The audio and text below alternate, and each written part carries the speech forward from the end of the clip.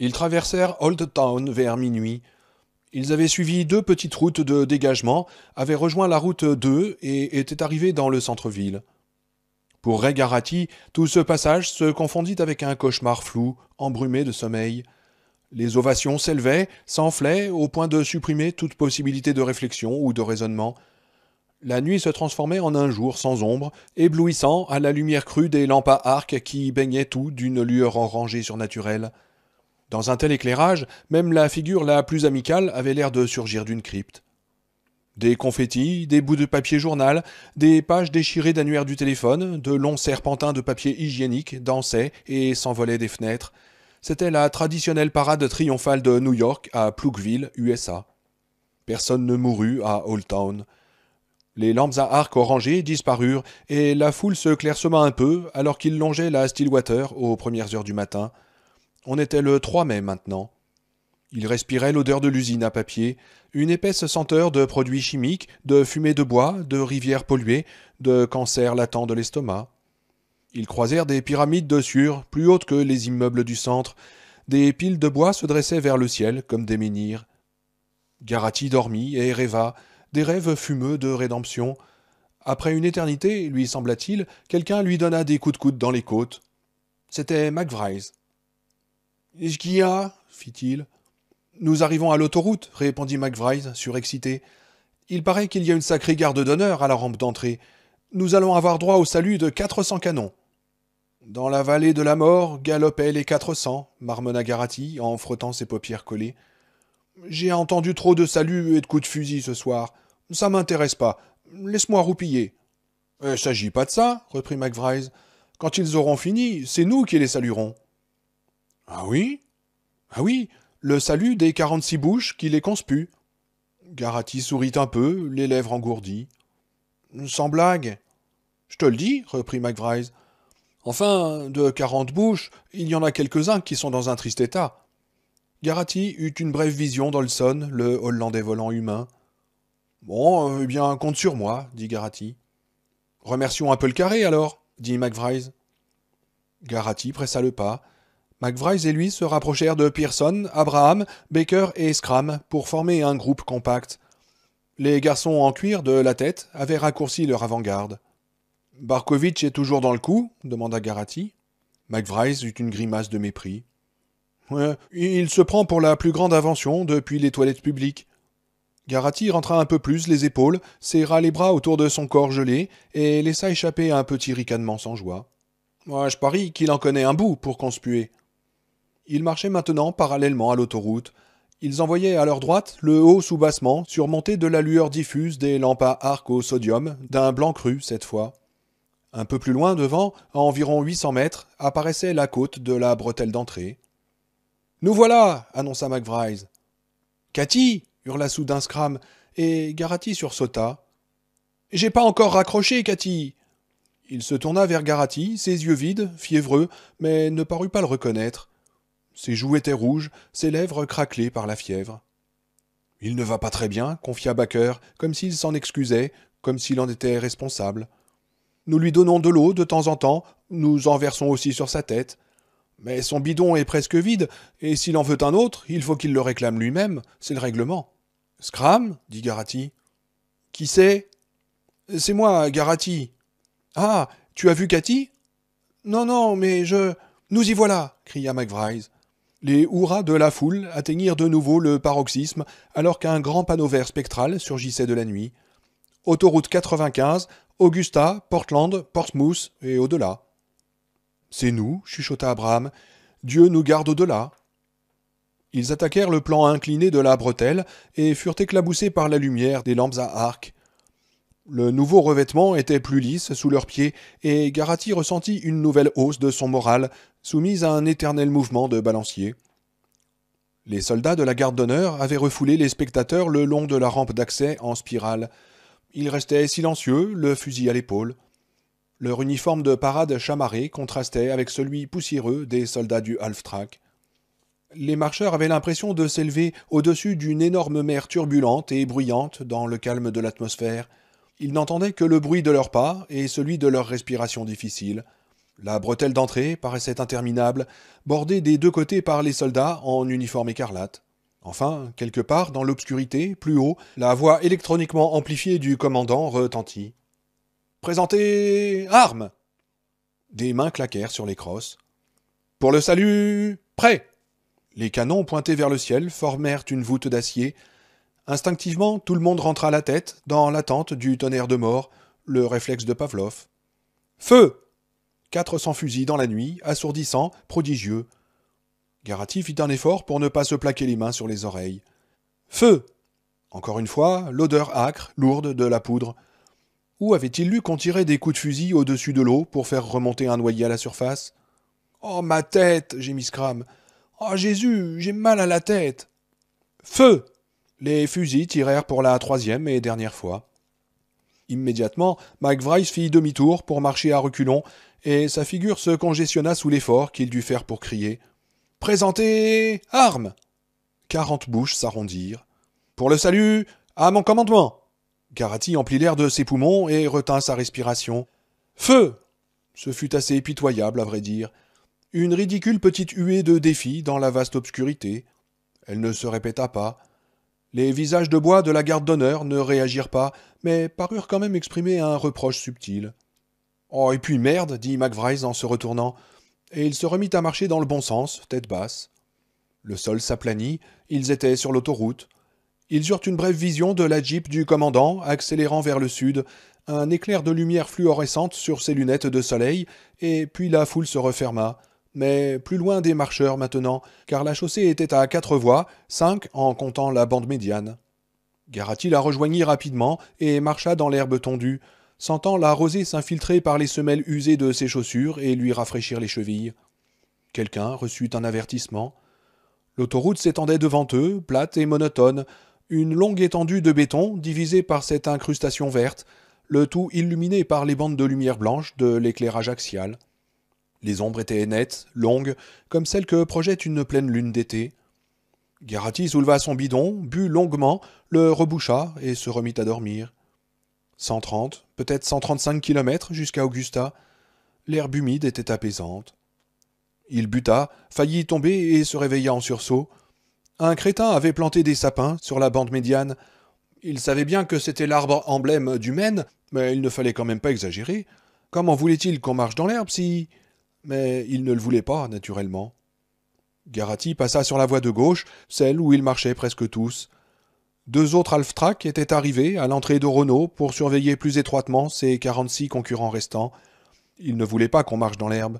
Encore un sale tour qu'on te joue, Garaty, mon vieux. Rien de capital, rien qu'une petite déception de plus. Insignifiant, vraiment. Mais ne te permets surtout pas de souhaiter quelque chose et ne compte sur rien. Les portes se ferment. Une par une, elles se ferment. « Ça va tomber ce soir, dit-il. Ils vont tomber comme des mouches cette nuit. »« Ouais, compte là-dessus, dit Colly Parker, d'une voix plus sourde, plus lasse, enfin calmée. « Pourquoi tu dis ça » demanda Garaty. « C'est comme si on secoue une boîte de biscottes dans un tamis, reprit Parker. Les miettes tombent à travers assez vite, et puis les petits bouts se cassent et passent aussi. Mais les gros morceaux, les biscottes entières, ne perdent qu'une miette à la fois. » « Oui, mais un si long chemin à faire à pied tout de même. »« J'ai encore envie de vivre, dit brutalement Parker. Toi aussi, me raconte pas d'histoire, Garaty. Ce mec, McVrice et toi, vous marchez ensemble et vous déconnez entre vous à propos de l'univers ou je ne sais quoi. C'est rien que des conneries, mais ça passe le temps. Mais ne me raconte pas d'histoire. Le résumé, c'est que t'as envie de vivre. Mais comme la plupart des autres, ils vont mourir lentement. Ils vont mourir morceau par morceau. J'y passerai peut-être, mais en ce moment, je me sens d'attaque pour marcher jusqu'à la Nouvelle-Orléans, avant de tomber à genoux devant ces pétards mouillés dans leurs tacos. « Vraiment » demanda Garaty, soudain envahi par une vague de désespoir. « T'es sûr, vraiment ?»« Oui, vraiment, » répondit l'autre. « Mais t'énerve pas, Garaty, on a encore un long chemin à faire. » Parker repartit à grands pas pour rejoindre les garçons en cuir, Mike et Joe, qui imposaient leur allure au groupe de tête. Garaty laissa retomber sa tête et se rendormit. Son esprit commença à partir à la dérive, à quitter son corps, comme un énorme appareil photo chargé d'une pellicule vierge qui prendrait des instantanés de tout et de n'importe quoi, de lui-même, sans effort et sans douleur. Il pensa à son père, partant fièrement avec ses bottes de caoutchouc vert. Il pensa à Jimmy Owens, qui l'avait frappé avec le canon de sa carabine à air comprimé. Et oui, il l'avait fait exprès, parce que c'était Jimmy qui avait eu l'idée qu'ils se déshabillent tous les deux et qu'ils se touchent mutuellement. C'était une idée de Jimmy. La carabine décrivait un arc de cercle scintillant, un arc scintillant et volontaire, suivi d'un jaillissement de sang. Excuse-moi, Jim. Ah zut, t'as besoin d'un pansement. Sur le menton de Jimmy, et puis il le soutenait, il le faisait entrer dans la maison, et Jimmy criait. Garati leva les yeux, à moitié abruti et moite, malgré la fraîcheur de la nuit. Quelqu'un avait crié. Les fusils étaient braqués sur une petite silhouette presque corpulente. Ça ressemblait à Barkovitch. Ils tirèrent à l'unisson, et la petite silhouette corpulente fut projetée à 2 voies de là, comme un sac de linge. La large figure boutonneuse n'était pas celle de Barkovitch. Elle parut à Garati reposée et paisible. Il se demanda s'il ne vaudrait pas mieux pour eux qu'ils soient tous morts, et repoussa immédiatement cette pensée. Mais est-ce que ce n'était pas vrai? Cela lui parut inexorable. La douleur dans ses pieds doublerait, triplerait peut-être, avant que la fin survienne, et elle paraissait déjà insoutenable. Et la douleur, ce n'était même pas le pire. Le pire, c'était la mort omniprésente, la puanteur de charogne qui s'était installée dans ses narines. Les acclamations de la foule soutenaient ses pensées, ce bruit de fond le berçait. Il s'assoupit de nouveau, et cette fois ce fut l'image de Jeanne qui lui apparut. Pendant un moment, il l'avait oubliée. Dans un sens, pensa-t-il sans raison, il vaut mieux s'assoupir que de dormir vraiment. Ses pieds et ses jambes douloureux semblaient appartenir à quelqu'un d'autre, à qui il n'était lié que vaguement, et il parvenait presque sans effort à diriger ses pensées, à les mettre en branle. L'image de Jeanne s'élabora lentement dans son esprit. Des jambes solides, mais très féminines, de petits mollets ronds sous de bonnes cuisses de paysanne. Elle avait la taille fine, les seins lourds et fermes, une figure ronde, intelligente, de longs cheveux blonds. Des cheveux de putain, pensa-t-il, sans savoir pourquoi. Une fois, il le lui avait dit, ça lui était passé par la tête, comme ça, et il pensait qu'elle serait furieuse, mais elle n'avait rien répondu du tout. Il pensa qu'elle en avait été secrètement ravie. Cette fois, ce fut la contraction régulière de ses intestins qui le ranima. Il dut serrer les dents pour continuer de marcher à la vitesse voulue jusqu'à ce que la sensation passe. Le cadran lumineux de sa montre lui apprit qu'il serait bientôt 1 heure. Mon Dieu, faites que je n'ai pas besoin de chier devant tous ces gens. Mon Dieu, je vous en supplie. Je vous donnerai la moitié de tout ce que j'aurai si je gagne, mais je vous en supplie, constipez-moi. S'il vous plaît, mon Dieu. Ses intestins se contractèrent encore une fois, plus fortement, douloureusement, pour affirmer peut-être qu'il était encore essentiellement en bonne santé, en dépit des tortures que subissait son corps. Il se força à marcher jusqu'à sortir de l'impitoyable halo de la lampe à arc au-dessus de lui. Nerveusement, il déboucla sa ceinture, s'arrêta, et puis en grimaçant, baissa son pantalon, sa main tenue comme un bouclier sur ses organes génitaux, et il s'accroupit. Ses genoux craquèrent bruyamment, les muscles de ses cuisses et de ses mollets protestèrent à hurler et menacèrent de se nouer s'il devait faire un effort de plus. Avertissement! Avertissement, numéro 47. Hé, John! Johnny! Regarde ce pauvre con là-bas! Des doigts pointés, à demi entrevus ou imaginés dans le noir. Des crépitements de flash. Garati détourna honteusement la tête. Rien ne pouvait être pire que cela, rien. Il faillit tomber sur le dos et dut s'appuyer sur un bras. Un cri aigu de fille. Je le vois! Je vois son machin! Baker passa près de lui, sans un regard. Pendant un instant de terreur, il crut que tout cela serait pour rien, une fausse alerte, mais ensuite tout se passa bien. Il put terminer son affaire. Enfin, ravalant un sanglot, il se releva et chancela sur la route, et clopina tant bien que mal, en tenant son pantalon, et laissant derrière lui une partie de lui-même qui fumait dans la nuit, sous les yeux avides d'un millier de spectateurs. Mettez ça en bocal, mettez-le sur votre cheminée, la merde d'un homme qui joue sa vie. Ouais, c'est ça, Betty. Je t'ai dit que nous avions quelque chose de spécial dans le salon, là, au-dessus de la stéréo. Il a été abattu 20 minutes plus tard. Il rattrapa McVryse et marcha à côté de lui, tête basse. Dur? Demanda McVryse, sur un ton d'indiscutable admiration. Oh, tout ce qu'il y a de plus dur, bredouilla Garati dans un soupir. Mais je savais que j'avais oublié quelque chose. Quoi? J'ai laissé mon PQ à la maison. McVryse pouffa. Comme disait ma vieille mémé, si t'as pas de torche-cul, t'as qu'à serrer un peu moins les fesses. Garati éclata de rire, d'un rire franc, joyeux, sans la moindre nervosité. Il se sentait allégé, détendu. Quoi qu'il arrive, il n'aurait pas à repasser par ça. Eh ben, tu y es arrivé, dit Baker, en se mettant à leurs pas. Ouais, bon Dieu, s'exclama Garati, étonné. Pourquoi est-ce que vous ne m'envoyez pas tous une carte de convalescence, tant que vous y êtes? Bah, ce n'est pas marrant, avec tous ces gens qui vous regardent, dit gravement Baker. Écoute, je viens d'entendre quelque chose. Je ne sais pas si je peux le croire, je ne sais même pas si je veux le croire. C'est quoi? Demanda Garati. Ben, Joe et Mike, les types en cuir dont tout le monde croyait qu'ils étaient pédés et ensemble. C'est des Hopis. C'est ce que Scrum voulait nous dire tout à l'heure, et nous ne pigions pas. Mais à ce que j'ai entendu, ils sont frères. Garati en resta à bouche bée. J'ai accéléré, et je suis allé les voir de près, reprit Baker. Et je vous jure, ils ont bien l'air de frères. Bah, c'est fou, dit McVrice avec colère. C'est carrément fou. Leurs parents devraient être escouadés pour avoir permis un truc pareil. Tu n'as jamais connu d'Indiens? Demanda Baker. Il y a une réserve de Séminoles près de chez nous, juste de l'autre côté de la frontière de l'État. C'est des drôles de gens. La responsabilité, ils ne savent pas ce que c'est. Ils ne pensent pas comme nous autres. Ils sont fiers et pauvres. Je suppose que ces choses-là, c'est pareil pour les Hopis que pour les Séminoles. Et ils savent mourir. Oui, mais rien de tout ça ne fera qu'ils ont raison, insista McVrice. Ils viennent du Nouveau-Mexique, précisa Baker. Alors, c'est un avortement, déclara McVrice sur un ton définitif, et Garati se sentit enclin à l'approuver. La conversation languit de nouveau, en partie à cause du vacarme de la foule, mais aussi, pensa Garati, à cause de la monotonie de l'autoroute. Les côtes grimpaient progressivement, on n'avait presque pas l'impression de monter. Certains marcheurs sommeillaient, reniflaient ou ronflaient convulsivement, resserraient en quelque sorte leur ceinture et se résignaient à la longue amertume qui les attendait. Les petits groupes qui s'étaient formés se dissolvaient en trios, en duos ou en petites îles solitaires. La foule, elle ignorait la fatigue. Elle continuait à les acclamer d'une seule voix rauque, enrouée, brandissant des pancartes illisibles. Le nom de Garati revenait de manière presque monotone, mais des délégations d'autres États encourageaient brièvement Barkovitch, Pearson, Wiman. D'autres noms passaient aussi vite que des parasites sur un écran de télévision. Des pétards éclataient ou retombaient en crachotant. Quelqu'un fit partir une fusée dans le ciel froid, et la foule se dispersa en poussant des cris lorsqu'elle retomba en soleil pour aller éteindre avec un sifflement sa lueur pourpre aveuglante dans la terre d'un bas-côté, derrière la barrière. Il y eut d'autres détails notables.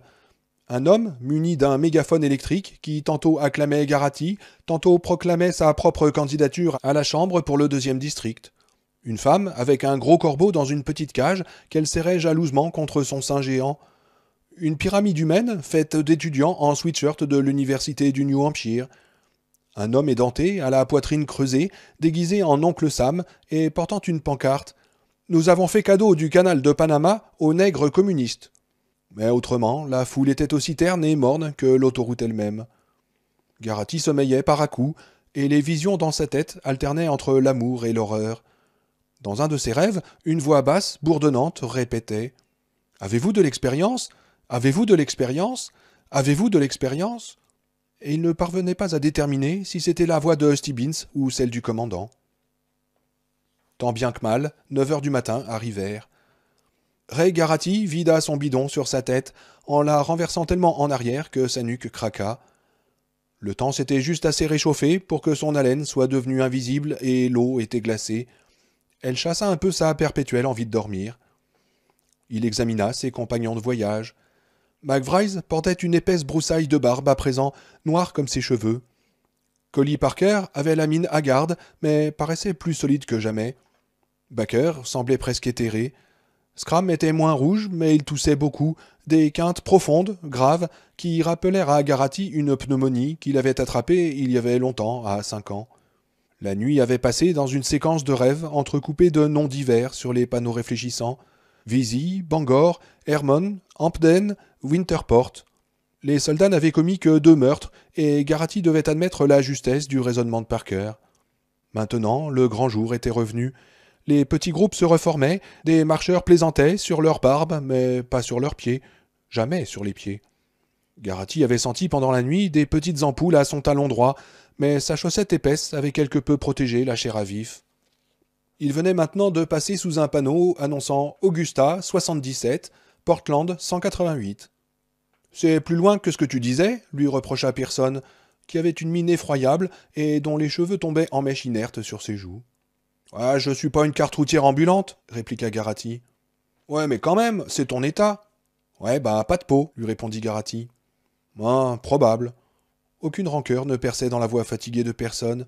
« Mince, jamais je ne recommencerai ça, même dans 100 ans. »« Ouais, si tu vis aussi longtemps, lui dit Garati. »« Ouais, mais j'ai pris une décision, tu sais, reprit Pearson. Si jamais je suis si fatigué que je ne peux plus continuer, je m'en vais courir là-bas et plonger dans la foule. Ils n'oseront pas tirer, je pourrais peut-être m'échapper. »« Ah non, ce sera comme si tu sautais sur un trampoline, dit Garati. La foule te fera rebondir jusque sur la chaussée, histoire de te voir saigner. T'as oublié Percy ? Non, mais Percy n'a pas réfléchi. Il a juste essayé de se glisser dans les bois. Ils l'ont bien abattu, ça, pas de doute. Et dis donc, Ray, t'es pas fatigué ? Merde non, assura Garati, en battant l'air de ses bras maigres d'un air fanfaron. Ça baigne, tu le vois pas ? Moi, ça va mal, avoua Pearson. J'ai même du mal à penser. Et j'ai comme des harpons dans les jambes. Je les sens jusqu'à... Hé, Scram est mourant, annonça McVrice derrière eux. Hein ? Firent en chœur Pearson et Garati. Ouais, il a une pneumonie.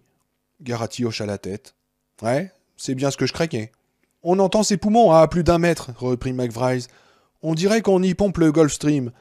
S'il a encore de la fièvre aujourd'hui, il va carrément brûler. Pauvre vieux, dit Pearson, et le soulagement dans sa voix fut aussi inconscient qu'indiscutable. Il aurait pu nous battre tous, je crois. Et il est marié. Qu'est-ce que sa femme va faire ? Hein, qu'est-ce que tu veux qu'elle fasse ? Demanda Garati. Il marchait assez près de la foule, mais sans prêter attention aux mains qui se tendaient vers eux. On apprenait à garder ses distances après avoir eu la peau des bras arrachée 1 ou 2 fois par des ongles. Un petit garçon gémit qu'il voulait rentrer à la maison. « J'en ai parlé à tout le monde, dit McVrice. Enfin, à presque tout le monde. Je crois que le gagnant devrait faire quelque chose pour elle. »« Bah quoi, par exemple ? Demanda Garati. « Ça, ce sera à voir entre le gagnant et la femme de Scram. Et si le salaud renacle, nous reviendrons tous le hanter. »« Ok, dit Pearson. Qu'est-ce qu'on a à perdre ? » ?»« Et Ray ? » ?»« Oui, d'accord, bien sûr. Est-ce que t'en as parlé à Barkovitch ? Demanda Garati. « Cette ordure, fit McVrice. Il refuserait un bouche-à-bouche à sa mère si elle se noyait. »« Bon, bah, je lui en parlerai, moi, dit Garati. »« Ouais, ça ne t'avancera à rien, lui dit McVrice. »« Bah, quand même. Tiens, j'y vais tout de suite. »« Eh, tu devrais aussi aller voir Stibbins, Ray, dit McVrice. On dirait qu'il n'y a qu'à toi qu'il parle. » Garati grimaça. « Là, je peux te dire tout de suite ce qu'il va répondre. »« Ah bon ? » ?»« Ouais, et il m'expliquera pourquoi. Mais quand il aura fini, je n'aurai pas la moindre idée de ce qu'il voulait dire. »« Bah, laisse tomber, alors. »« Non, je peux pas. C'est le seul type encore persuadé qu'il va gagner. » Garati se dirigea vers la petite silhouette voûtée de Barkovitch, qui sommeillait. Avec ses yeux mi-clos et le léger duvet de pêche qui couvrait ses joues olivâtres, il avait l'air d'un vieux nounours martyrisé et passablement élimé. Il avait perdu ou jeté son bob. « Barkovitch !» Barkovitch se réveilla en sursaut. « Quoi qu'est-ce qu'il y a ? Qui c'est ? Ah, c'est toi, Garati. Oui, écoute, Scram est en train de mourir. »« Qui ça ? Ah ouais, la cervelle de castor, là-bas. Ah, tant mieux pour lui. Écoute, il a une pneumonie. Il ne durera probablement pas jusqu'à midi. » Barkovitch tourna lentement la tête vers Garati et le dévisagea de ses petits yeux en boutons de bottines. Ouais, il ressemblait tout à fait au nounours d'un enfant terrible ce matin. « Regardez-moi cette gueule pleine de sincérité. Allez, déballe ta salade, dit Barkovitch. Eh bien, au cas où tu ne savais pas, il est marié et... Les yeux de Barkovitch faillirent sortir de leurs orbites. Marié ? Marié, tu viens me raconter que cet abruti débile est... Pas si fort, du con, il va t'entendre, dit Garati. Je m'en fous, il est dingue. Barkovitch se mit à crier à plein poumon en se retournant avec fureur vers Scram. Alors, qu'est-ce que tu croyais, connard ? Que t'allais jouer aux cartes ? Scram le regarda d'un air vague, puis il leva une main molle. Il avait dû certainement prendre Barkovitch pour un spectateur. Abraham, qui marchait à côté de lui, fit un bras d'honneur à Barkovitch, qui le lui rendit aussitôt et se retourna vers Garati. Tout à coup, il sourit. « Allez, va, dit-il. Ça rayonne sur toute ta figure de plouc à la con, Garati. Alors comme ça, on fait la quête pour la veuve du pauvre mourant. C'est-tu pas gentil, ça ? Alors, on tire un trait sur ton nom, d'accord ? Demanda Garati. Et il commença à s'éloigner. Le sourire de Barkovitch flancha sur les bords. Il retint Garati par la manche. « Bouge pas, attends, bouge pas. J'ai pas dit non, quoi. Tu m'as entendu dire non ? Non, dit Garati. Non, bien sûr que je n'ai pas dit non, dit Barkovitch, et le sourire reparut, mais il avait maintenant quelque chose de désespéré, toute fanfaronnade envolée. Écoute, je suis parti du mauvais pied avec vous tous, et je ne le voulais pas, merde. Je suis un assez brave type, quand on me connaît. Je pars toujours du mauvais pied, j'ai jamais eu une bande par chez moi. En classe, je veux dire. Et je ne sais pas pourquoi, bon Dieu. Je suis assez sympa quand on me connaît, un aussi brave type que n'importe qui. Mais simplement, tu sais, je ne sais pas m'y prendre. Parce que, quoi, un type a besoin d'un ou deux copains dans un truc comme ça. C'est pas bon d'être seul, pas vrai? Bon Dieu, Garati, tu le sais bien. Mais Rank, là, il a commencé, Garati. Il voulait me casser le cul. Les mecs, ils veulent toujours me casser la gueule. Au lycée, j'avais toujours un cran d'arrêt à cause des gars qui voulaient me casser la gueule. Et ce Rank, là, je ne voulais pas qu'il crève. Ce n'était pas du tout mon intention. C'est pour te dire que c'était pas ma faute. Vous autres, là, vous avez juste vu la fin. Pas comme ça, c'est me casser le cul, mais tu sais. Barkovitch laissa son discours en suspens. Ouais, probable, marmonna hypocritement Garati. Si Barkovitch était capable de réécrire l'histoire pour lui, il se rappelait honnêtement l'incident avec Rank. Alors, en bref, qu'est-ce que tu fais? Tu veux bien marcher avec nous demanda-t-il. Oui, bien sûr, affirma Barkovitch, en se cramponnant à la manche de Garati, comme s'il tirait la sonnette d'alarme dans un bus. Je lui enverrai assez d'oseille pour qu'elle se roule dedans toute sa vie. Je voulais simplement te dire, te faire piger, quoi qu'un mec a besoin d'amis, un type a besoin d'une bande, tu vois. Personne ne veut mourir détesté, s'il doit mourir. Enfin, voilà ce que je pense, je... Ouais, allez, bon, d'accord. Bon, eh bien, merci, hein, fit Garati. Et il se laissa distancer. Il se sentait lâche. Il détestait toujours Barkovitch, mais en le plaignant un peu en même temps. Ce qui lui faisait peur, c'était le petit soupçon d'humanité en lui. Sans qu'il comprenne pourquoi, cela l'effrayait. Il ralentit trop, reçut un avertissement et mit 10 minutes à se laisser rattraper par Stibbins, qui marchait tranquillement, à son allure pépère. Ray Garati, dit Stibbins. Joyeux 3 mai, Garati. Ouais, merci, même chose pour toi, répondit-il. Oh, moi je comptais mes doigts de pied, plaisanta amicalement Stibbins. Ils sont d'une compagnie fabuleuse, parce que le compte est toujours rond. Alors, qu'est-ce que tu voulais? Pour la seconde fois, Garati raconta la petite histoire de Scram et de sa femme, et il en était à la moitié quand un autre garçon reçut son ticket. Il avait Hells Angels on Wheels peint au pochoir sur le dos de son blouson en jean délavé, ce qui rendit son récit plutôt futile. Quand il eut fini, il attendit anxieusement que Stibbins dissèque l'idée. Pourquoi pas dit-il aimablement en souriant à Garati. Garati vit alors que la fatigue commençait à le marquer quand même. Tu parles comme si tu n'avais rien à perdre, dit Garati. Bah oui, aucun de nous n'a rien à perdre, dit Stibbins. Comme ça, c'est plus facile de donner. Garati fut déprimé. Il y avait trop de vérité là-dedans. Alors, leur geste en faveur de Scram semblait bien petit. Mais ne le prends pas de travers, Garati, mon petit vieux, reprit Stibbins. Je suis un peu bizarre, mais je ne suis pas méchant. Si je pouvais faire mourir Scram plus vite en refusant cette promesse, je le ferais, mais je ne peux pas. Je n'en suis pas sûr, mais je parie que dans toute la longue marche, il y a un pauvre bougre comme Scram, et qu'on fait un geste comme celui-là. Et je te parie aussi que ça vient à peu près à ce moment-ci de la marche, quand les vieilles réalités et l'idée de la mort commencent à peser.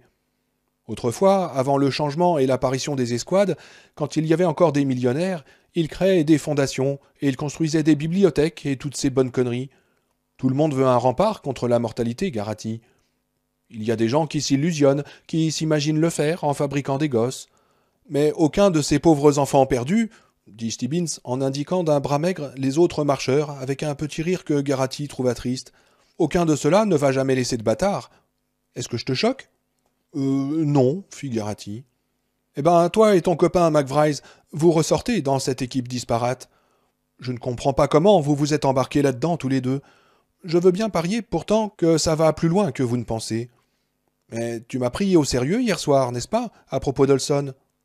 Oui, sans doute, murmura Garati. Stibbins rit joyeusement. Tu es unique, Garati. Olson n'avait pas de secret. Oh, je ne crois pas que tu plaisantais hier soir, dit Garati. Oh, mais si, mais si. Alors tu sais ce que je pense, dit Garati. Je pense que tu avais une sorte de prescience, et que maintenant tu cherches à le nier. Peut-être que ça te fait peur. Les yeux de Stibbins s'assombrirent. Oh, comme tu voudras, Garati. C'est toi que ça regarde. Et maintenant, si tu te tirais, hein? Tu as ta promesse. Tu veux tricher, reprit Garati. C'est ça ton drame. Tu aimes à penser que le jeu est truqué, mais il ne l'est peut-être pas. Et ça te fait peur, hein, Stibbins? Allez, fous le camp, dit l'autre. Non, non, avoue. Non, je n'avoue rien. Sauf ta fondamentale stupidité. Va donc, et continue de penser que le jeu n'est pas truqué. Oh, tu déconnes, dit Garati, mais sans conviction. Stibbins sourit brièvement et regarda ses pieds. Il gravissait une longue côte, et Garati sentit sa sueur perler, alors qu'il se dépêchait de remonter le peloton pour retrouver McVryse, Pearson, Abraham, Baker et Scram, tous réunis, ou plutôt les autres réunis autour de Scram. Ils avaient l'air de soigneurs inquiets autour d'un boxeur groggy. « Comment va-t-il » demanda Garati. « Pourquoi leur demander ça à eux » dit Scram. Sa voix, naguère sonore, se réduisait à un chuchotement. La fièvre était tombée, laissant sa figure pâle et cireuse. « Ok, d'accord, alors je te le demande. »« Ben, pas si mal, » murmura Scram, et il toussa, d'une toux rauque, gargouillante, qui semblait venir de sous l'eau. « Je ne vais pas trop mal. C'est gentil ce que vous faites tous pour Cathy. Un homme préfère s'occuper lui-même des siens, mais je crois que j'aurais tort de me cramponner à ma fierté. Au point où en sont les choses, maintenant. »« Ne parle pas tant, conseilla Pearson. Tu vas t'épuiser. »« Qu'est-ce que ça peut faire » reprit Scram.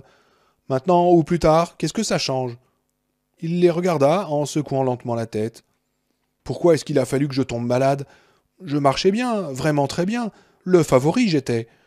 Et même quand je suis fatigué, j'aime bien marcher, regarder les gens, respirer le bon air. Alors pourquoi ? Est-ce que c'est Dieu ? Est-ce que c'est Dieu qui m'a fait ça ? » « Je ne sais pas, dit Abraham. Garati sentit revenir sa fascination de la mort et se dégoûta. Il essaya de se secouer. Ce n'était pas juste, pas quand c'était un ami. « Quelle heure est-il » demanda tout à coup Scram, et Garati se souvint d'Olson. « 10h10, répondit Baker. « Un peu plus de 300 kilomètres de route, ajouta McVryse. « Mes pieds ne sont pas fatigués, déclara Scram. C'est déjà quelque chose. » Un petit garçon hurlait joyeusement sur le bas-côté. Sa voix s'élevait au-dessus du sourd grondement de la foule, tant elle était stridente. « Dis, maman, regarde ce grand type, regarde ce géant, dis, maman, maman, regarde !» Les yeux de Garati passèrent rapidement sur la foule et aperçurent le petit garçon au premier rang. Il portait un t-shirt avec Randy le robot et ouvrait de grands yeux au-dessus d'une moitié de sandwich à la confiture. Scram lui fit un signe de la main. « Les gosses sont chouettes, dit-il. Ouais. J'espère que Cathy aura un garçon. Nous voulions tous les deux un garçon. Une fille, c'est bien, mais vous savez quoi, un garçon, il garde votre nom et il se le repasse. C'est pas que Scram soit un nom tellement épatant, mais... » Il rit, et Garati pensa à ce que Stibbins avait dit, un rempart contre la mortalité. Un marcheur aux joues rondes, vêtu d'un chandail bleu informe, passa entre eux pour les prévenir du bruit qui courait. Mike, de Mike et Joe, les gars en cuir, venaient d'être brusquement pris de crampes d'estomac. Scram se passa une main sur le front. Sa poitrine se souleva et retomba dans un spasme, une grosse quinte de toux qui ne ralentit pas sa marche. « Ces garçons sont de par chez moi, dit-il. Nous aurions pu venir ensemble si j'avais su. C'est des Hopis. »« Ouais, dit Pearson, tu nous l'as déjà dit. » Scram eut l'air étonné. « Ah oui ? Enfin, ça n'a plus d'importance. On dirait que je ne vais pas faire le voyage tout seul, finalement. Je me demande... » Une expression résolue apparut sur sa figure. Il pressa le pas, puis il ralentit un moment et se retourna pour faire face aux autres. Il paraissait plus calme, résigné. Garati le contempla, fasciné malgré lui. « Je suppose que je ne vous reverrai plus, les copains, dit Scram, avec une très simple dignité. Adieu. McVryse fut le premier à réagir. Adieu, mon vieux, et bon voyage. Ouais, bonne chance, dit Pearson, et il se détourna. Abraham voulut parler, mais en fut incapable. Il se détourna aussi, pâle, les lèvres frémissantes. Et vas-y, mollo, dit Baker, la mine grave. Adieu, dit Garati. Adieu, Scram, bon voyage, et bon repos. Scram sourit un peu. Bon repos ? La véritable marche ne fait peut-être que commencer. Il marcha rapidement jusqu'à ce qu'il ait rattrapé Mike et Joe, avec leurs visages impassibles et leurs blousons de cuir noir usés. Mike ne s'était pas laissé abattre par les crampes. Il marchait les deux mains pressées sur son bas-ventre. Sa vitesse demeurait constante. Scram leur parla. Il les observait, tous. Il leur sembla que tous trois tenaient longuement conférence. « Qu'est-ce qu'ils fabriquent » chuchota craintivement Pearson. Tout à coup, la conférence fut terminée. Scram accéléra et s'écarta de Mike et Joe. Même de loin, Garrity entendit son affreuse toux déchirante. Les soldats surveillaient avec attention les trois garçons. Joe mit une main sur l'épaule de son frère et la serra. Ils se regardèrent. Garrity ne put distinguer aucune émotion sur leurs figures cuivrées. Enfin, Mike se dépêcha un peu et rattrapa Scram. Quelques instants plus tard, Mike et Scram exécutèrent brusquement un quart de tour et marchèrent vers la foule, qui, sentant peser sur eux la fatalité, poussa des cris, s'écarta et recula devant eux, comme s'ils avaient la peste. Garrity regarda Pearson et le vit pincer les lèvres. Les deux garçons reçurent un avertissement. En arrivant à la barrière de sécurité bordant la chaussée, ils firent un nouveau quart de tour réglementaire et se tournèrent vers le half-track. Tous deux firent un bras d'honneur. « J'ai baisé ta mère et ça valait le coup !» cria Scram. Mike dit quelque chose dans son dialecte. Une formidable ovation monta des marcheurs et Garrity sentit les larmes lui brûler les paupières. La foule se taisait, toujours à distance. Mike et Scram reçurent un deuxième avertissement, puis ils s'assirent ensemble, les jambes croisées, et se mirent à causer calmement. Et c'était vraiment très bizarre, pensa Garrity en passant près d'eux, parce qu'ils n'avaient pas l'air de parler la même langue. Il ne se retourna pas, aucun d'eux ne se retourna, pas même quand ce fut terminé. « Celui qui gagne fera bien de tenir parole, dit tout à coup McVrise. Il a intérêt. Personne ne répondit.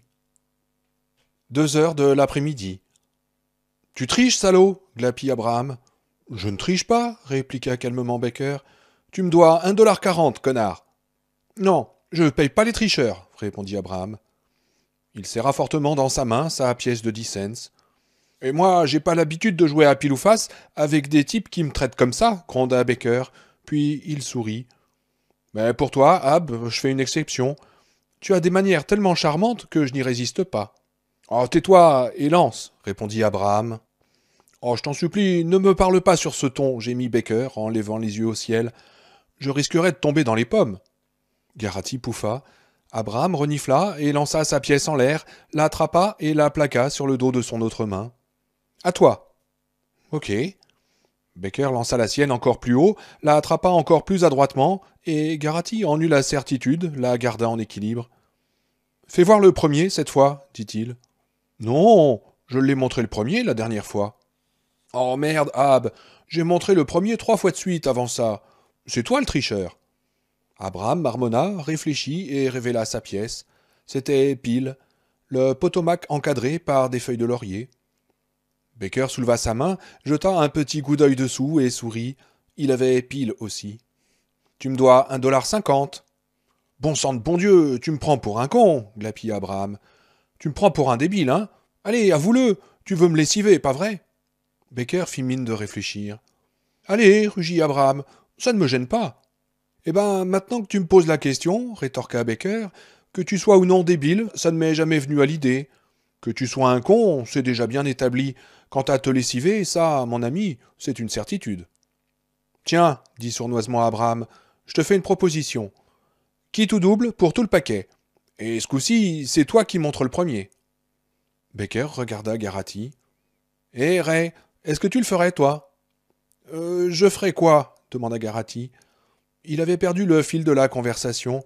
Sa jambe gauche commençait à l'inquiéter sérieusement. Est-ce que tu jouerais à quitte ou double contre ce type-là? Bon, pourquoi pas, répondit Garrity. Après tout, il est trop bête pour tricher avec toi.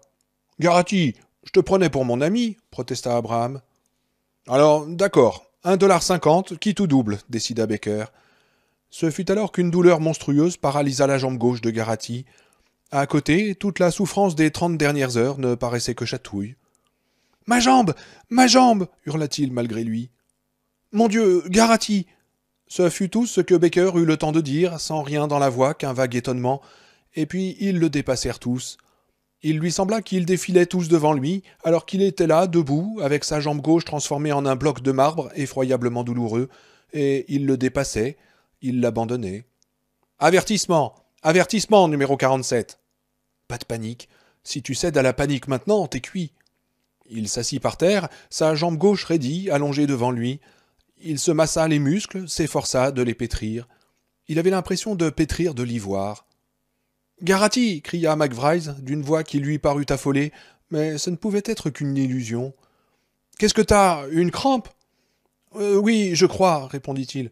Continue, ça va passer. Le temps jouait contre lui, le temps galopait, mais tout le monde avait l'air de se traîner, comme la rediffusion au ralenti d'un but réussi. McVryse pressait le pas lentement, découvrant un talon, puis l'autre, un reflet de clous usés, un bref aperçu de cuir éculé, mince comme du papier. Barkovitch passait lentement, avec un petit sourire. Un grand silence tombait lentement sur la foule, s'élargissait dans toutes les directions, depuis l'endroit où il était assis, comme de grands rouleaux déferlant vers la plage.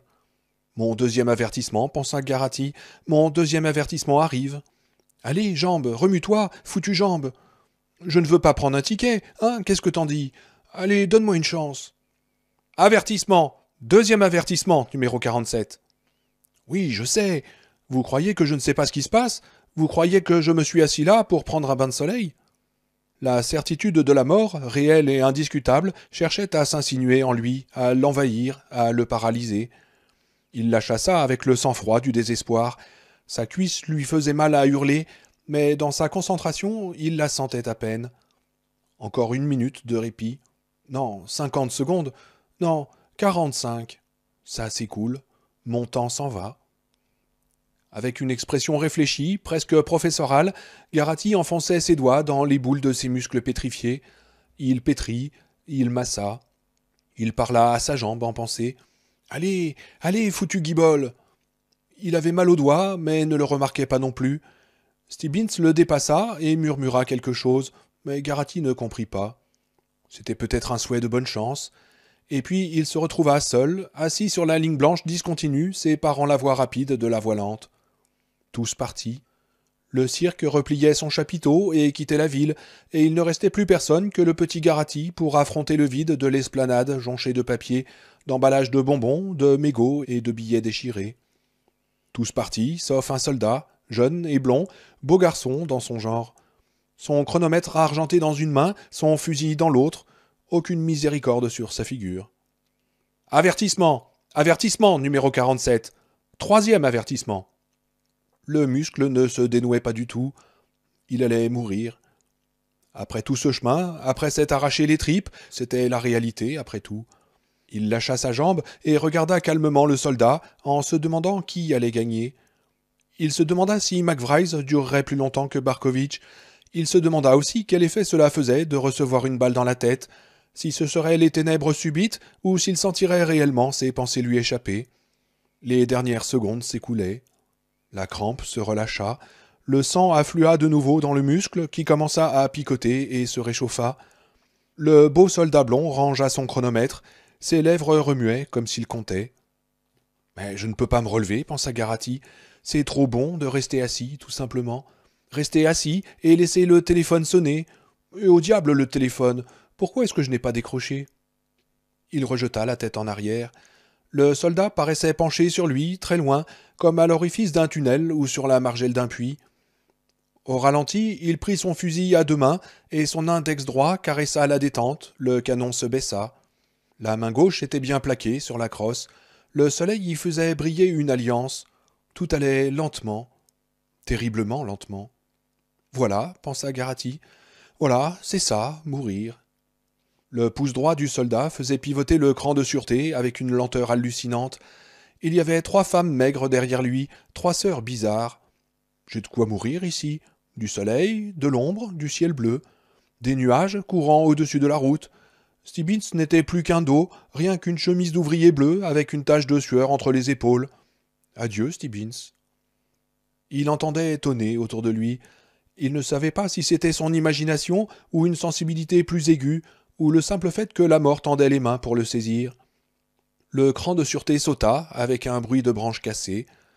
Le sifflement de l'air entre ses dents évoquait le bruit du vent dans un tunnel. Son cœur battait comme un tambour. Il percevait une vibration aiguë, pas dans ses oreilles, mais entre elles, qui montait et montait en spirale, et il fut ridiculement certain que c'était le bruit de sa pensée. D'un mouvement convulsif, saccadé, il se releva en hurlant. Il s'élança sur la chaussée en courant. Ses pieds paraissaient en plumes, l'index du soldat blanchi sur la détente. Il baissa les yeux sur le mini-ordinateur qu'il portait à son ceinturon, un gadget comportant un sonar miniaturisé. Garati avait lu un article sur ces appareils dans Popular Mechanics. Ils étaient capables de donner la vitesse d'un marcheur avec une précision extraordinaire, jusqu'à 4 chiffres après la virgule. L'index du soldat se relâcha. Garati ralentit, revenant à une marche rapide, la bouche pleine de coton, le cœur battant à coups de marteau. Des éclairs irréguliers apparaissaient devant ses yeux, et pendant un instant de désarroi, il crut qu'il allait s'évanouir. Mais cela passa. Ses pieds, apparemment furieux d'avoir été privés du repos auquel ils avaient droit, lui criaient des injures. Il serra les dents et supporta la douleur. Le muscle de sa jambe gauche se contractait toujours d'une façon alarmante, mais il ne boitait pas. Pas encore. Il regarda sa montre. 14h17. Pendant 1 heure maintenant, il allait être à 2 secondes de la mort. De retour dans le monde des vivants, lui dit Stibbins quand il le rattrapa. Oh, pour sûr, marmonna Garati. Il éprouva un brusque ressentiment. Ils auraient continué de marcher, même s'il avait reçu son ticket. Pas de larmes versées sur lui. Rien qu'un nom et un numéro à noter dans le registre officiel. Garati Raymond, numéro 47, éliminé au 350e kilomètre. Et pendant un jour ou deux, des articles d'intérêt humain dans les journaux locaux. Mort de Garati, le champion du Maine, a été le 61e à tomber. Et j'espère que je vais gagner, ajouta Garati en marmonnant. Tu crois que tu y arriveras demanda Stibbins. Garati songea à la figure du soldat blond, aussi peu expressive qu'une platée de pommes de terre. Oh, j'en doute, avoua-t-il. J'ai déjà 3 bâtons contre moi. Ça veut dire qu'on est fini, pas vrai?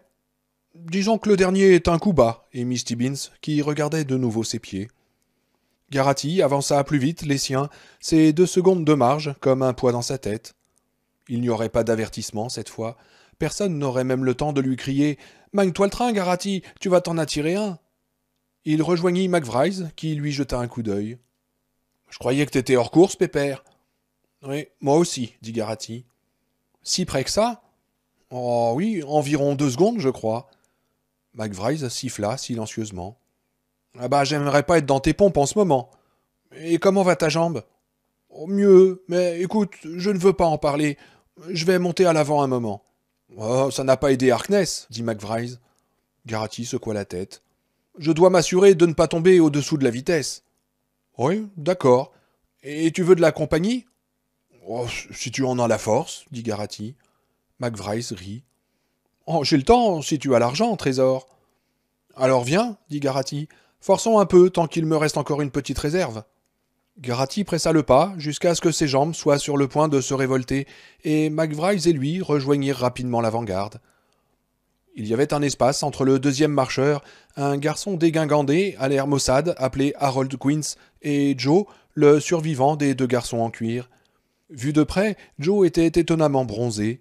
Ses yeux restaient fixés sur l'horizon, sa figure impassible. Les nombreuses fermetures à glissière de son blouson tintaient comme une petite musique lointaine. « Salut, Joe, » dit McVryse. « Salut, » répondit laconiquement Joe. Ils le doublèrent, et la chaussée fut à eux, une large étendue de béton composite tachée d'huile et partagée par la bande d'herbe, bordée de chaque côté par un mur de spectateurs. « En avant, toujours en avant, » dit McVryse, « comme à la guerre. T'as déjà entendu celle-là, hein, Ray ?»« Quelle heure il est ?» demanda Garati. McVryse jeta un coup d'œil à sa montre. « Il est 14h20. Mais écoute, Ray, si tu vas... »« Quoi? C'est tout ?» fit Garati. « Je croyais... » Garati sentit la panique lui monter à la gorge, lourde, épaisse. Il n'y arriverait pas, la marge était trop serrée. « Écoute, reprit McVryse, si tu n'arrêtes pas de penser à l'heure, tu vas devenir dingue.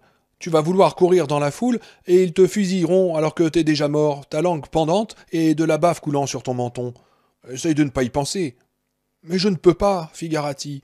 Olson, Scram, ils sont morts. Davidson est mort. Je peux mourir aussi, Pete, je le sais maintenant. Cette foutue mort me souffle dans le dos. »« Bah, pense à ta môme, fit McVryse. Jan, pense à son visage, ou à ta mère, ou à ton putain de chat, ou ne pense à rien. Tu en mets un devant l'autre, c'est tout. Tu les lèves et tu les poses. Tu continues de marcher. Concentre ta pensée là-dessus. » Garati fit un effort pour se ressaisir. Il y réussit un peu, mais il se désagrégeait quand même. Ses jambes obéissaient moins docilement aux ordres de son cerveau. Elles étaient aussi usées et clignotantes que de vieilles ampoules électriques. Il ne va plus durer longtemps, dit d'une voix forte une femme au premier rang. Et vos Robert non plus ne vont pas durer longtemps, lui lança Garati, et la foule l'acclama. Ils sont malades, marmonna-t-il. Je te jure, vraiment malades, pervertis. Et quelle heure il est, McVrise? Quelle est la première chose que tu as faite quand tu as reçu ta lettre de confirmation lui demanda McVrise à mi-voix. Qu'est-ce que tu as fait quand tu as su que tu étais dans le coup? Garati fronça les sourcils, essuya rapidement de l'avant-bras son front en sueur, et libéra son esprit de l'épuisant et terrifiant moment présent pour le laisser s'envoler vers cet instant précis. Eh bien, j'étais seul, dit Garati. Ma mère travaille. C'était un vendredi après-midi. La lettre était dans la boîte, et elle portait le cachet de la poste de Wilmington. Alors j'ai tout de suite su ce que c'était. Mais j'étais sûr qu'elle m'apprendrait que j'avais été recalé sur le physique, ou le mental, ou les deux. J'ai dû la relire 2 fois. Je n'ai pas poussé de cri de joie, mais j'étais content, vraiment content, et confiant. Je n'avais pas mal aux pieds, et je n'avais pas l'impression que mon dos avait reçu de grands coups de râteau. J'étais un phénomène, mais pas assez malin pour comprendre que la femme-tronc de la foire en est un aussi. Il s'interrompit, songeur, croyant encore respirer l'air de ce début d'avril. Et je ne pouvais pas me défiler, trop de gens m'observaient. Ça doit être pareil pour presque tout le monde. C'est aussi comme ça qu'ils truquent le jeu. J'ai laissé passer le 15 avril, la date limite de refus, et le lendemain, ils ont organisé un grand dîner en mon honneur à la mairie. Tous mes amis étaient là. Et au dessert, tout le monde s'est mis à gueuler « Un discours, un discours !» Alors je me suis levé et j'ai marmonné quelque chose en regardant mes mains. J'ai promis que je ferais de mon mieux, et ils ont tous applaudi comme des fous. C'était comme si je leur avais fait le discours de Gettysburg. Tu vois ce que je veux dire? Oui, je vois, dit McVrise, et il rit, mais son regard était sombre.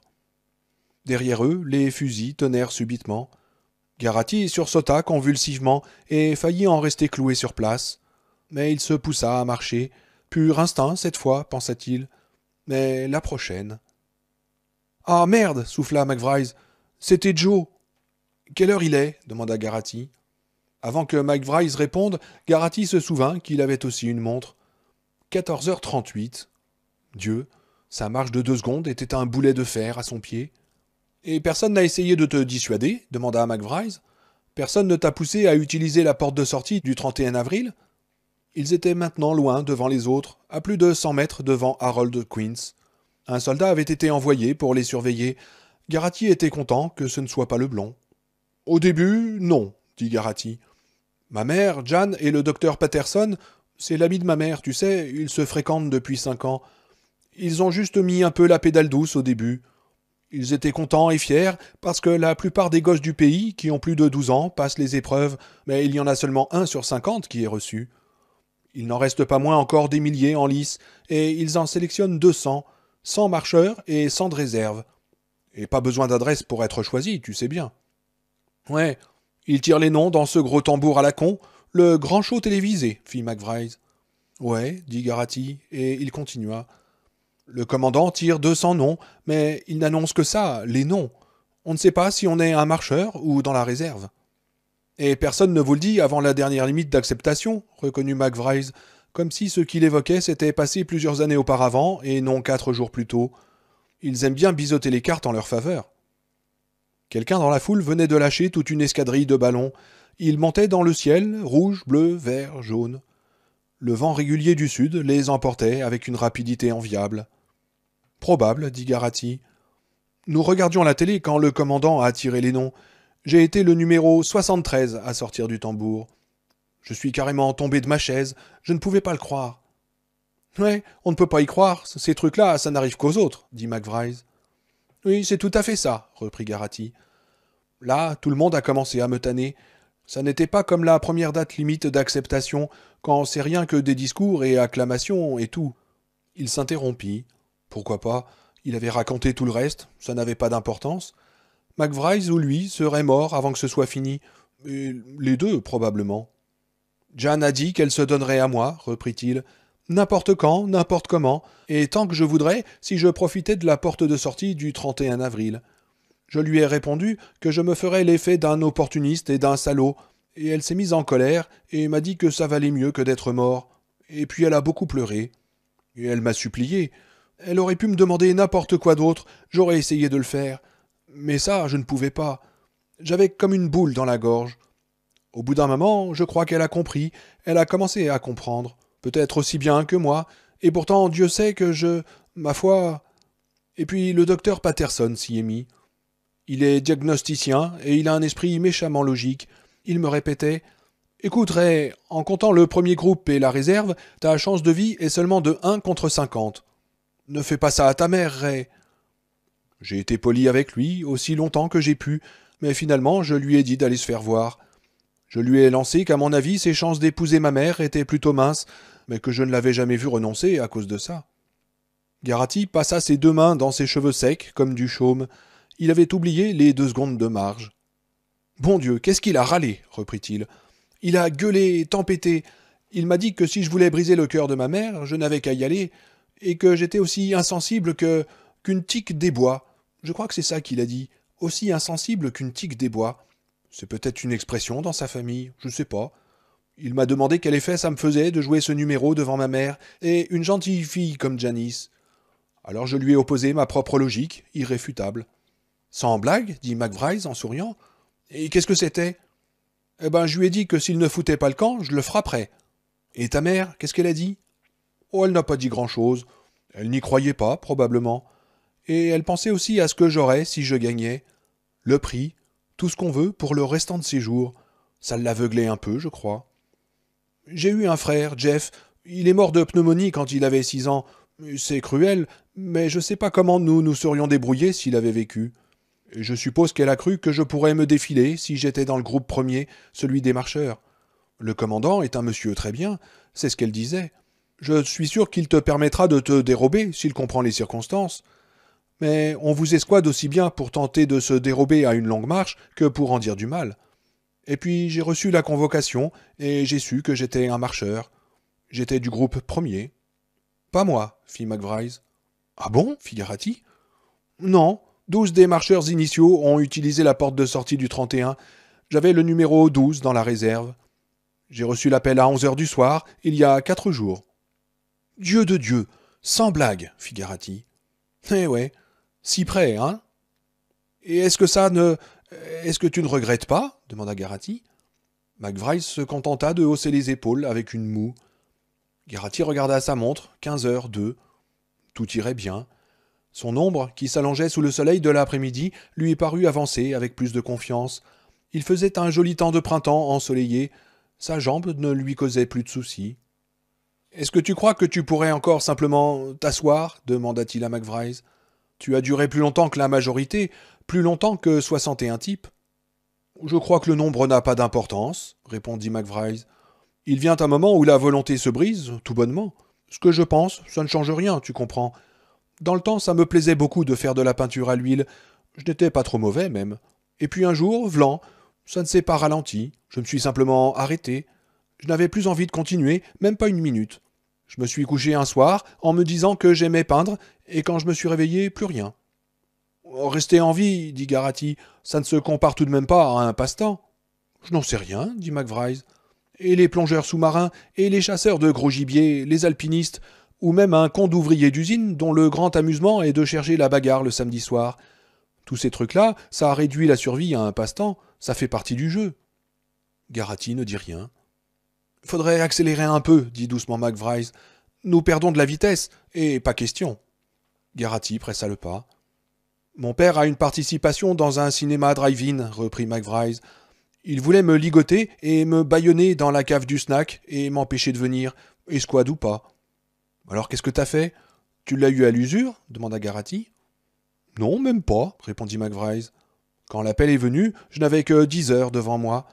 Ils envoyaient un avion et une voiture de location pour nous conduire à l'aéroport. Papa a gueulé et rouspété, et moi je suis resté tranquillement assis en hochant la tête et en approuvant. Bientôt, on a frappé à la porte, et quand maman a ouvert, il y avait là les 2 soldats les plus énormes, les plus moches que tu as vus de ta vie.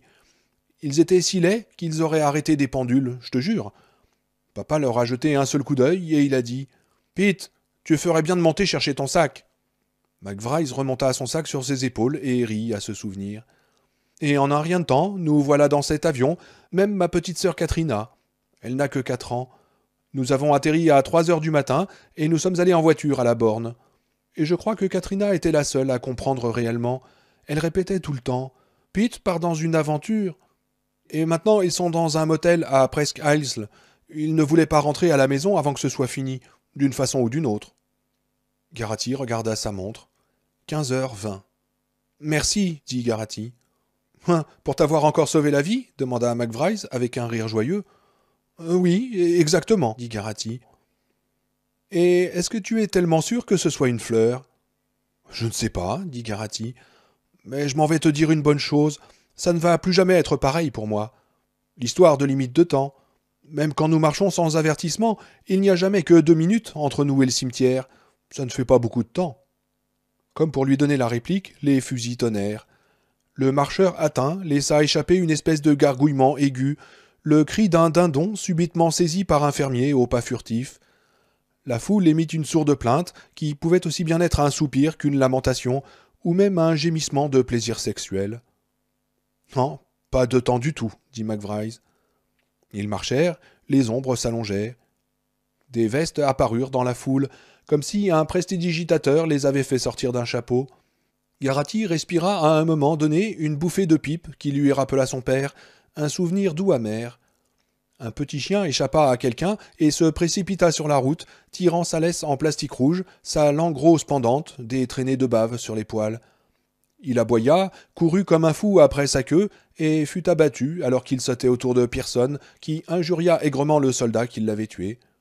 La force de la balle de gros calibre projeta le chien vers la foule, et il resta couché là, encore haletant et tremblant. Personne n'avait l'air de vouloir le réclamer.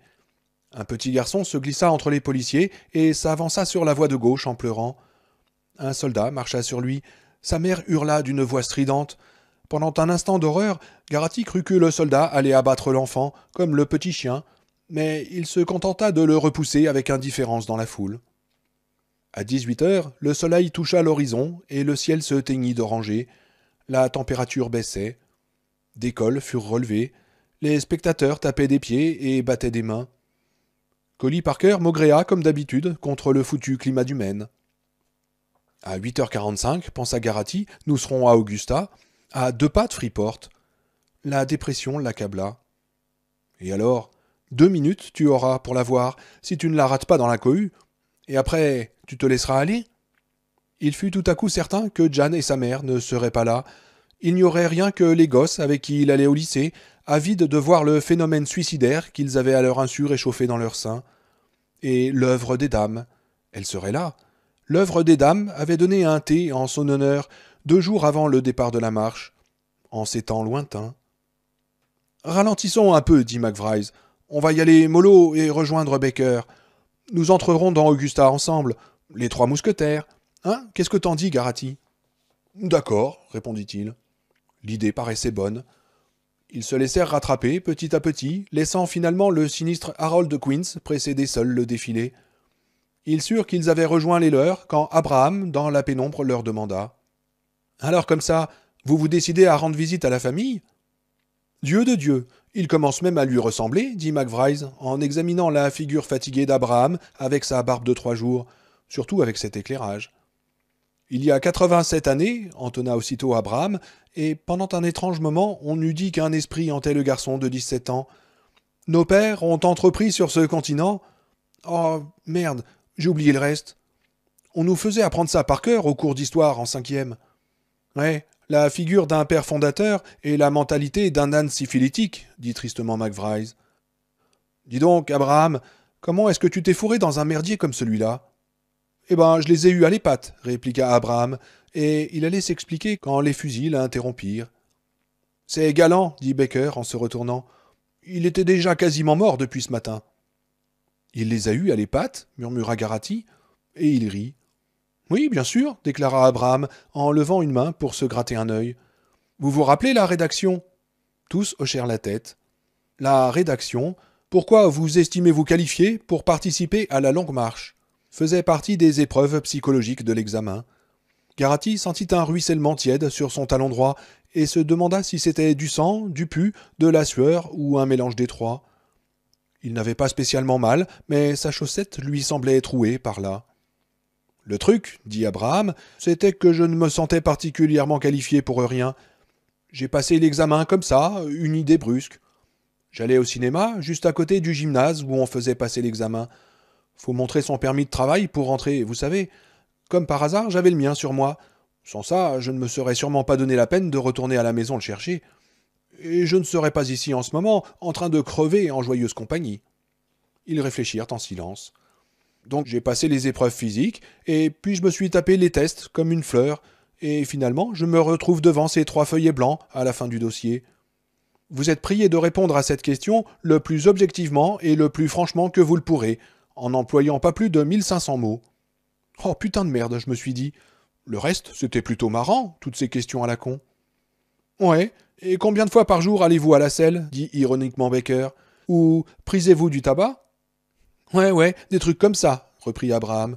J'avais complètement oublié cette connerie de tabac à priser. Et je me suis tapé tout ça comme une fleur, quoi, en rigolant. Et voilà que je tombe sur cette rédaction. Pourquoi je m'estime qualifié pour participer? Je ne trouvais rien du tout. Et finalement, un fumier en veste militaire est passé en disant « Plus que 5 minutes, tout le monde doit avoir fini, s'il vous plaît. » Alors j'ai collé n'importe quoi. J'ai écrit « Je me sens qualifié pour participer à la longue marche parce que je suis un pauvre con inutile et que le monde se portera mieux sans moi, à moins que par hasard j'arrive à gagner et devienne riche, auquel cas j'achèterai un Van Gogh pour chacune des pièces de mon château et je commanderai 60 putes de grande classe et je n'emmerderai plus personne. » J'ai réfléchi à ça pendant 1 minute ou 2, et puis j'ai ajouté entre parenthèses. Et même, j'accorderai à mes 60 putes de grande classe la retraite vieillesse. Je pensais que comme ça, la question serait réglée. Là-dessus, 1 mois plus tard, j'avais complètement oublié cette connerie. Je reçois une lettre, comme quoi je suis qualifié.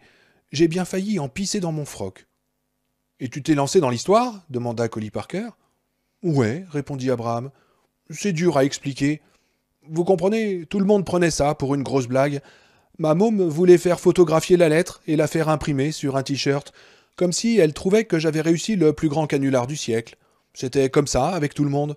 On me tapait dans le dos, et il y avait toujours quelqu'un pour me dire, par exemple, « Alors, Eb, tu lui as bien tordu les joyeuses au commandant, hein ?» C'était tellement marrant que je suivais le train, quoi. Je vous jure, ça finissait par être à crever de rire. Tout le monde croyait que j'allais continuer de chatouiller les joyeuses au commandant jusqu'à la fin. Et c'est ce que j'ai fait. Et puis un matin, je me suis réveillé et j'étais dans le coup. J'étais un marcheur, groupe premier, 16e à sortir du tambour. Alors, à la fin, probable que c'est le commandant qui m'a chatouillé les joyeuses. Une pitoyable petite acclamation échappa aux marcheurs devant eux, et Garaty leva les yeux. Un grand panneau réflecteur au-dessus d'eux annonçait « Augusta, 15 kilomètres ». « Tu pourrais tout simplement mourir de rire, hein ?» dit Collie Parker. Abraham le considéra assez longuement et finit par répliquer d'une voix creuse. « Le père fondateur ne m'amuse pas. »